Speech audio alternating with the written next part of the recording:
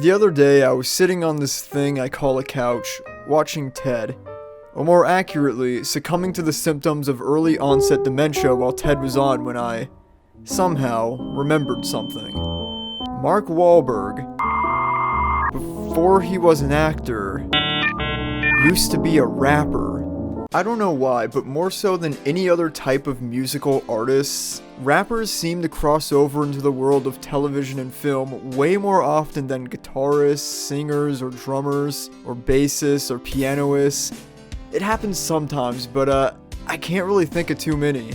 But hip-hop has given the world Will Smith, Ludacris, Ice Cube, Ice-T, Vanilla Ice, Tupac, Bow Wow, LL Cool J, Ja Rule. Just to name a few I read off a list I googled, because I could only think of like 3 because my brain is mostly gray matter at this point. Oh yeah, Mark Wahlberg. Rapper actors or raptors aren't uncommon, but out of any rapper to star in a deep, thoughtful, and well-made drama film that isn't dumb bullshit, the last one I would expect is Eminem, and especially Eminem in the early 2000s. The 1990s into the late 2000s are defined by the cultural need to push boundaries.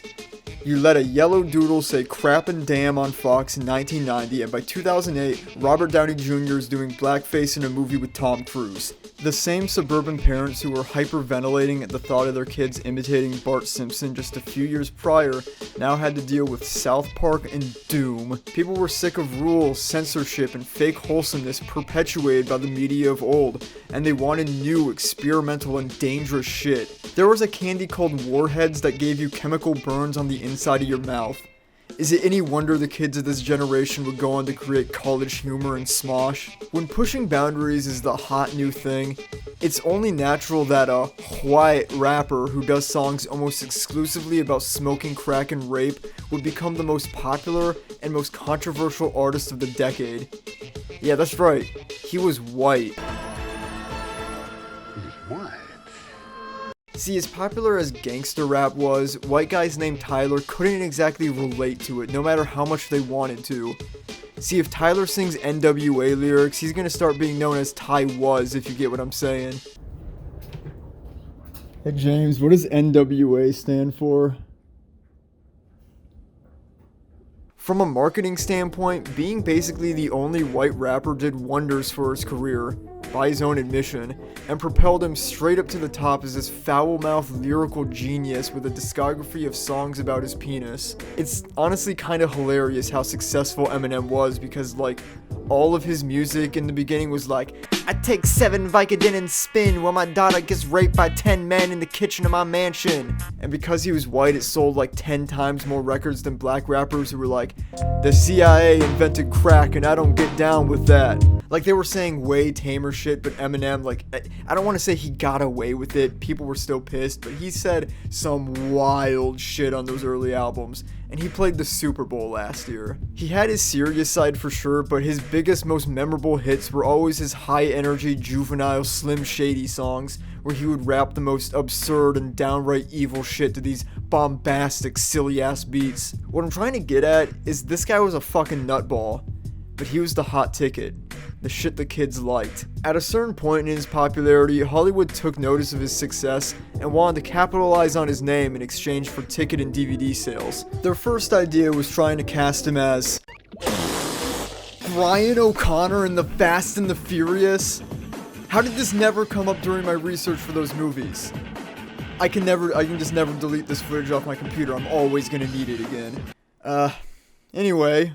Their next idea was a biopic because, 2 albums in, that makes sense. Most rappers don't live much longer anyway. However, M didn't want to simply make a typical biopic where he goes from rags to riches and every scene is like a guy asking him what his name is and he stares at the camera and says, "Hi, my name is Slim Shady?" He didn't want to restrain the movie to keeping the facts straight. He wanted the writers to have more creative freedom to put, like, Godzilla in his movie, maybe. So what we ended up getting was a movie that's kinda similar to his life, but not quite. 8 Mile is about a white rapper named Jimmy B. Rabbit Smith, played by Eminem, of course, in 1995 Detroit, just trying to find the confidence to exist and be accepted in a primarily black culture, and more importantly, hip-hop. 8 Mile Road is the real-life cultural dividing line between the predominantly African-American communities in the south side and the white suburbs in the north.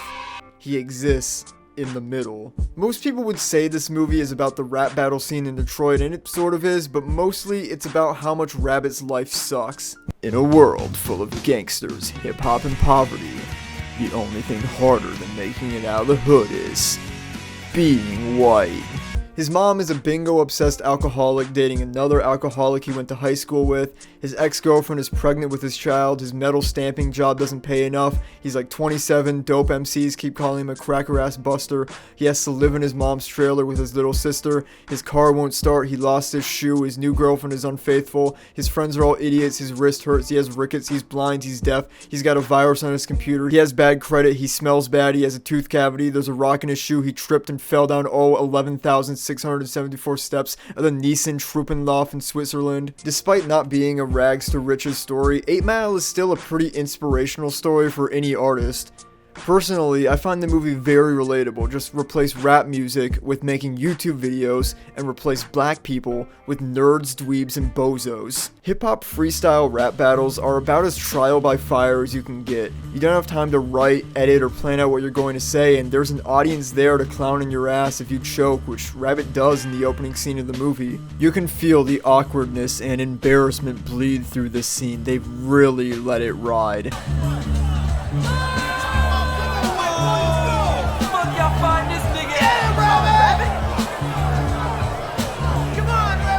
You have to prove at a moment's notice just how skilled you are or are not. The dope economy is extremely volatile, and your cred as a rapper hinges on whether or not you can refute allegations of busterism. It's the closest thing the music world has to combat sports. Being a white rapper in this environment is both a blessing and a curse. It helps you stand out, but it also opens you up to much more scrutiny, stereotyping, and racially based attacks. They don't laugh cause you whack, they laugh cause you white with a mic.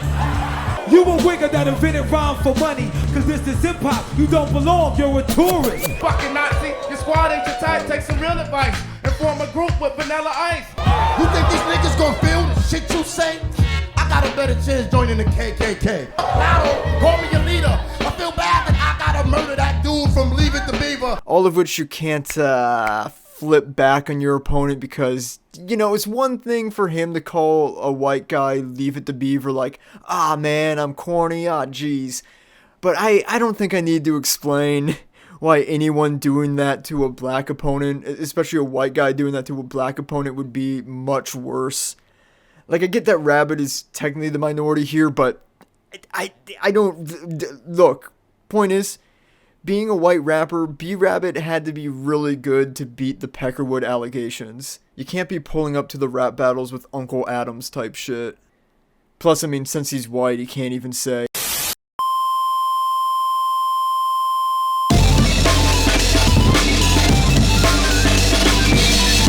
If you're like me, you like to have a nice box of great value cheddar cheese crackers.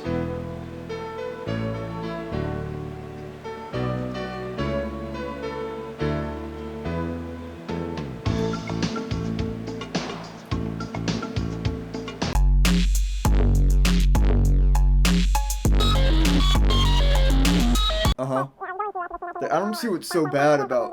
Yeah, I'm just saying, it's a whole word. It rhymes with a lot of... Fine, I'll drop it. It's too hot of a topic, you're right. It isn't worth it. It isn't worth it, you're right. Okay. I love you too. Bye. Okay, where were we? Why is there a 2-minute sex scene in a metal stamping factory? I first saw this movie when I was 13, and I vividly remember briefly seeing just like a little bit of Eminem's penis in this scene, but now as an adult I go back and watch it again, and I see no trace of his shaft being visible. Is this a new Mandela effect? Did I shift universes away from one where Eminem's penis is visible in 8 Mile?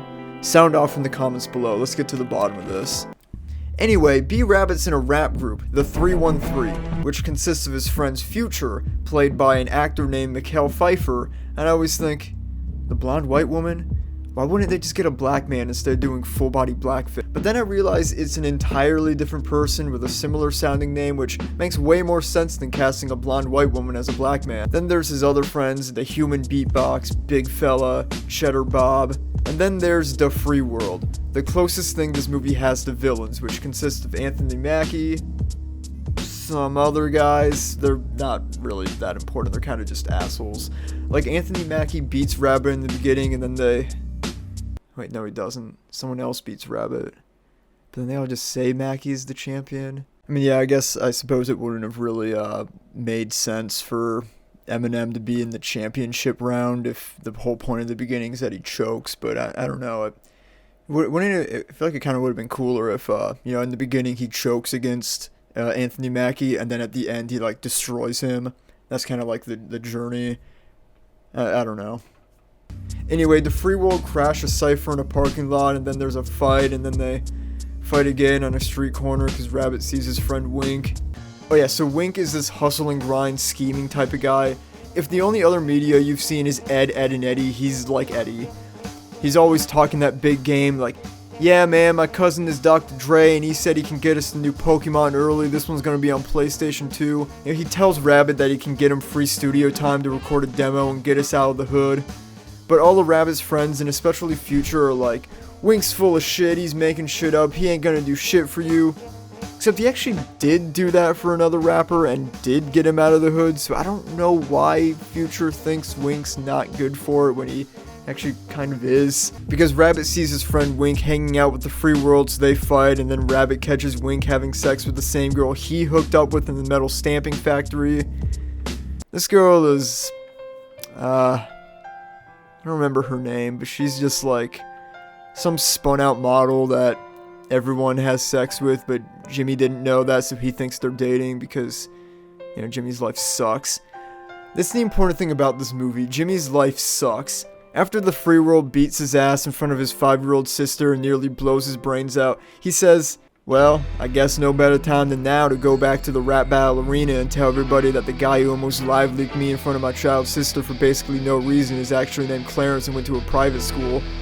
Surely I won't be shot for real later tonight. The final rap battles are the best part of this movie. Like, yeah, technically this shit was pre-written by a Grammy award-winning rapper, so of course he gave himself the best rhymes, but I don't care. It's incredibly cathartic to watch him just murder these guys after the previous hour and a half of seeing this guy step on rakes and overcook his spaghetti noodles. Wait, speaking of spaghetti, the hit song Lose Yourself, which was made for this movie, describes the opening scene. His palms are sweaty, knees weak, arms are heavy, there's vomit on his sweater already, mom's spaghetti.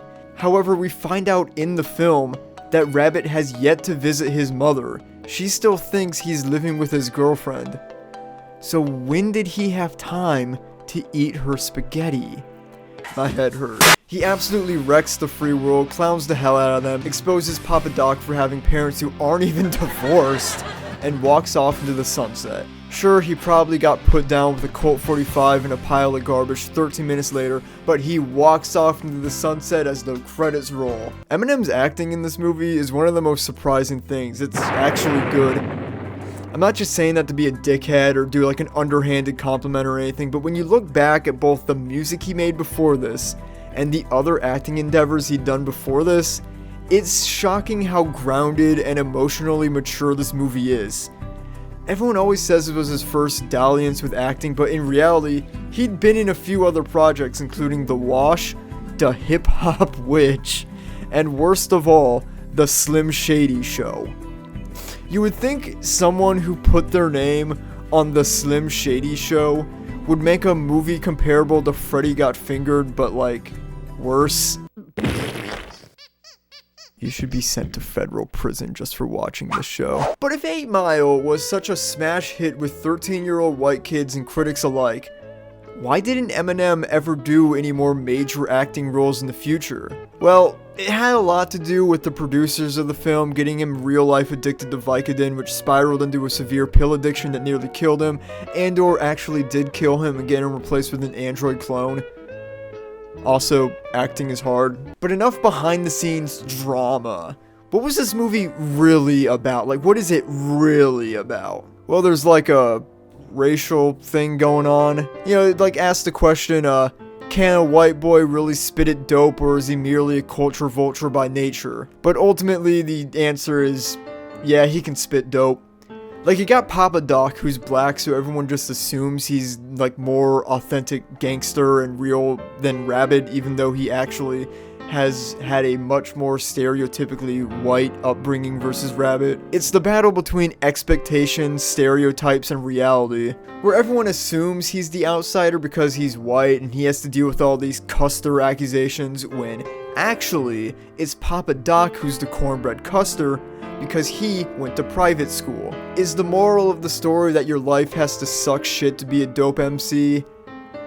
I guess. I just find it hard to imagine a rapper who ever said any hard shit growing up in a house that had carpeted stairs. Nah, but seriously, I think the moral of the story is just like, you gotta come original. All entertainers, come original.